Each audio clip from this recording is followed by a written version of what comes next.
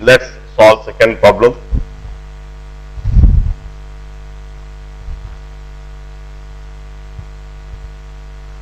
The flux of magnetic field through a closed conducting loop change with time according to this. Phi is equal to a t square plus bt plus c. Right? SI unit for ABC. ये तो simple है. This must be in V bar. So A की unit होनी चाहिए V bar पर second square. This must be A. B की unit होनी चाहिए V bar पर सेकेंड और C must be in V bar. Write the SI unit for if the magnitude of ABC are this, find magnitude of EMF at this. अब ABC के value दे रखी है. A is 0.2 V bar per second square. B is 0.4 V bar per second and C is 0.6 V bar. अब time t equal to 2 seconds पर EMF पूछा है. EMF होता है minus d phi by d t. तो यह हुआ 2AT plus B. तो at 2 seconds EMF would be with minus sign. Minus 2 A की जगह पर मैं लिखूंगा 0.2 इंटू टाइम की जगह पर 2 प्लस B की जगह पर मैं लिखूंगा 0.4. This much volts. DPS 1 में यदि और कोई डाउट हो तो बोल दीजिए, or else will proceed to DPS number 2. चलिए 6 वैसे अच्छा खासा लंबा प्रॉब्लम है. 6 पूरा समझा देता हूं मैं.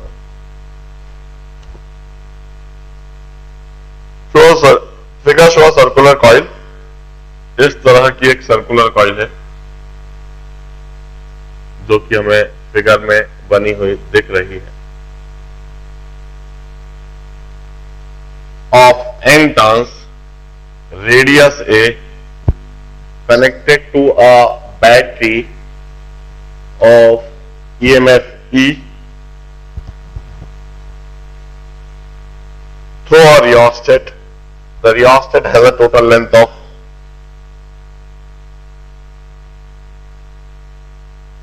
L. This is a rheostat having a total length of L.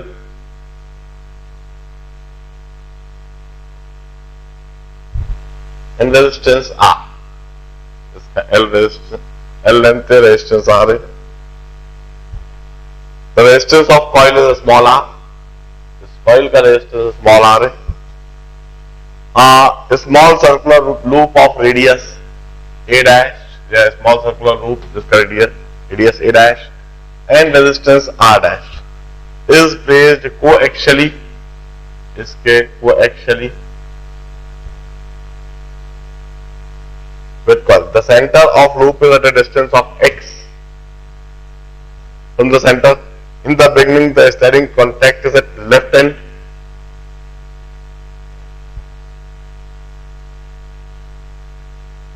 And then onward it moves toward right with the speed v.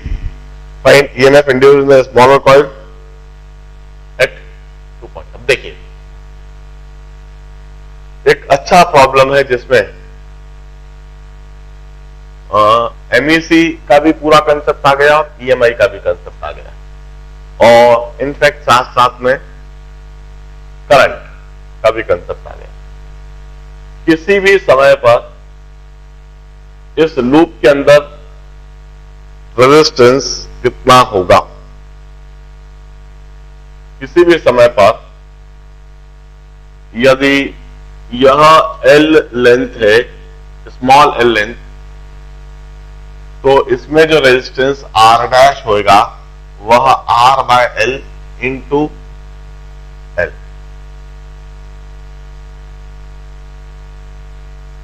ध्यान रहे जब हम मूव कर रहे हैं v वेलोसिटी से, तो v is equal to minus dl by dt लिखूंगा। v is equal to minus dl by dt, क्योंकि यह लेंथ कम होती है जैसे जैसे समय के साथ से आगे बढ़ता है। और ये रेजिस्टेंस है। टोटल रेजिस्टेंस कितना हो गया? टोटल रेजिस्टेंस हो गया small r plus r dash. Total resistance हुआ small r plus r by l into l। तो किसी भी समय पर करंट कितना हुआ? यदि इसको EMF E बोलता हूं मैं, तो करंट हुआ E upon R plus R by L into L। यह करंट हुआ। अब इसकी वजह से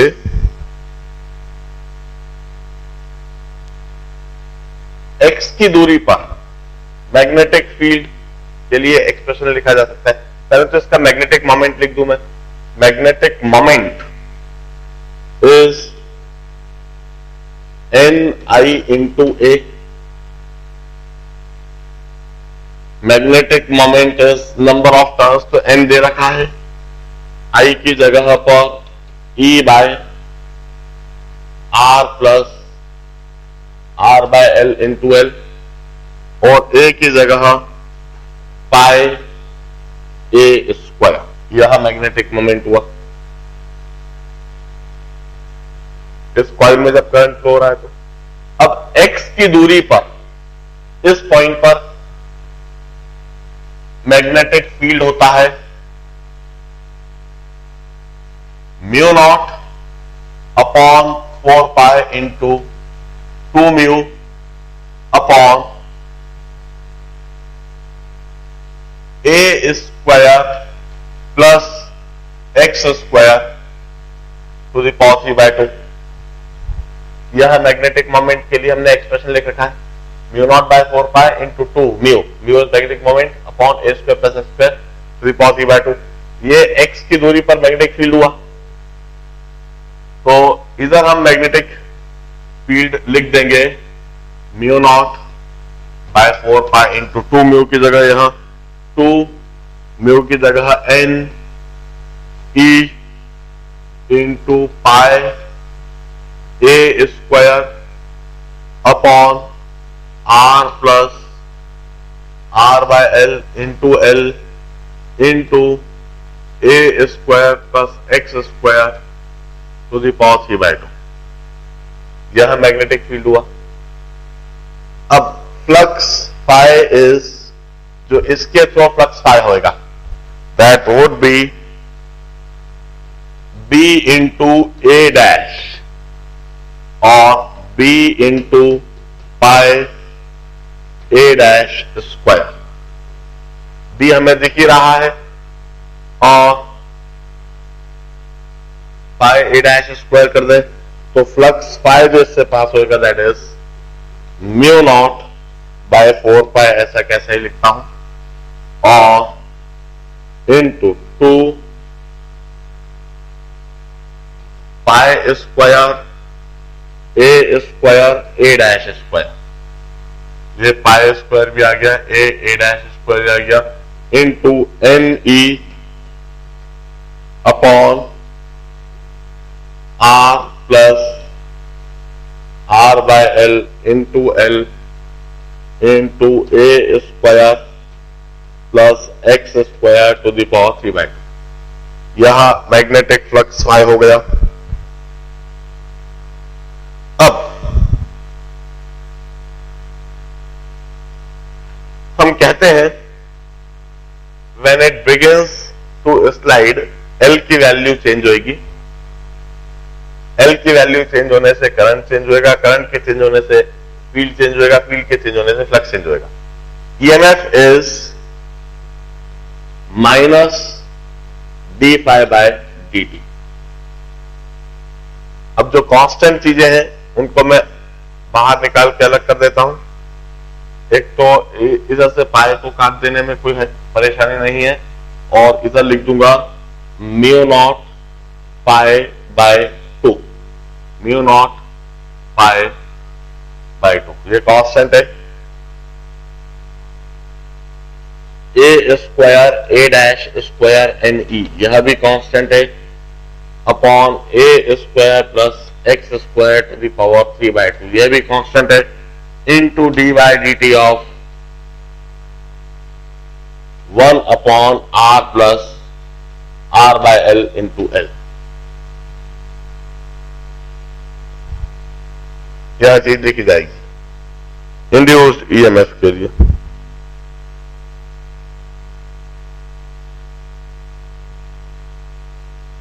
मैं इसे डिफरेंशिएट भी कर देता हूं, और डिफरेंशिएट करके एक्सप्रेशन लिखता हूं। We change the color,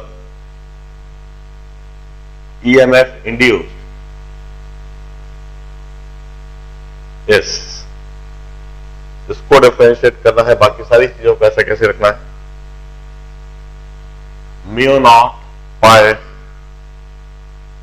A square A dash square N E upon 2 into a square plus x square to the power 3/2, और इधर हो जाएगा माइनस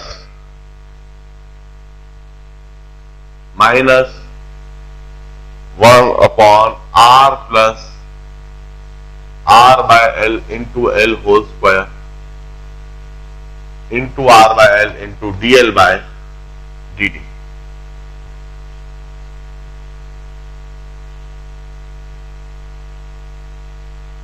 और dl by dt की जगह मैं लिख दूंगा माइनस -e, तो ईएमएफ इंड्यूस दिखने लगेगा -e minus minus plus mu nought pi A square A dash square N ई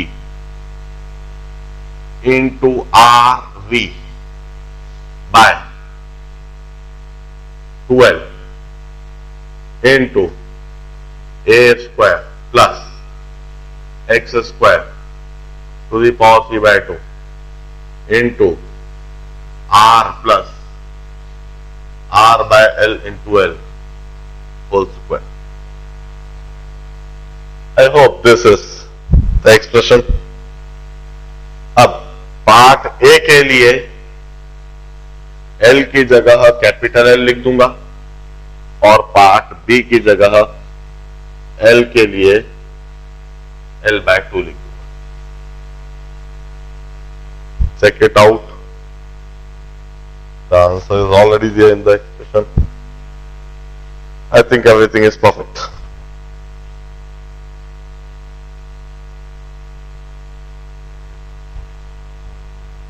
बड़े ध्यान से पूरे प्रॉब्लम के सॉल्यूशन को देखें।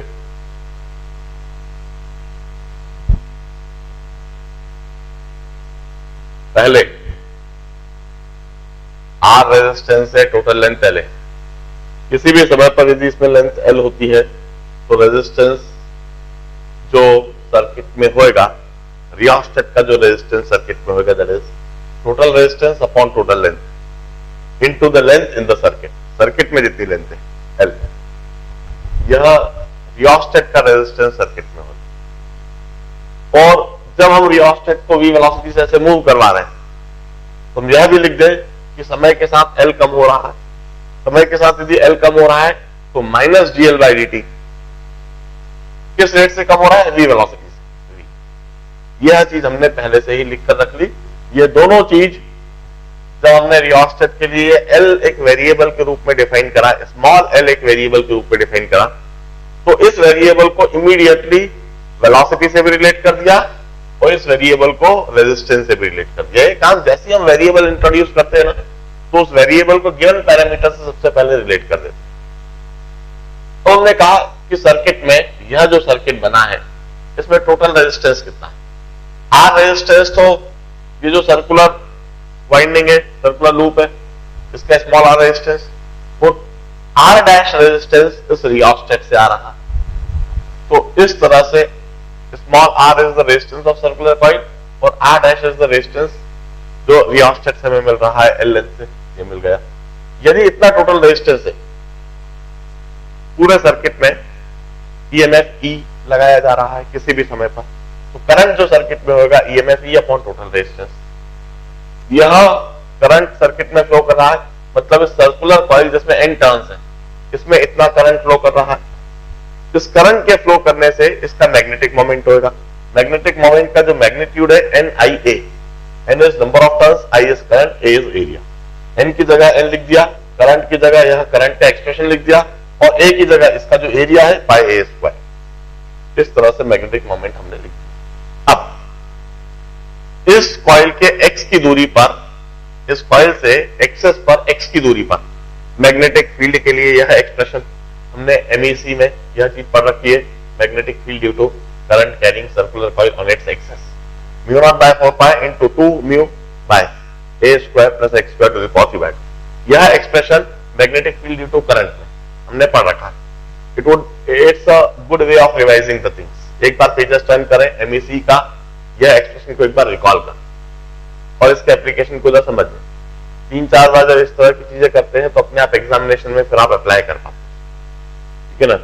इसीलिए हमने म्यू इधर लिखा भी था, म्यू नॉट बाय 4 पाई, ऐसा कैसे ही 2, ऐसा कैसे ही म्यू की जगह यह म्यू का एक्सप्रेशन हमने लिखा NEA pi square, NE pi square upon x square plus R plus R by, ये म्यू का एक्सप्रेशन लिख दिया और यह टर्म ऐसी कैसी नहीं। अब इसके बाद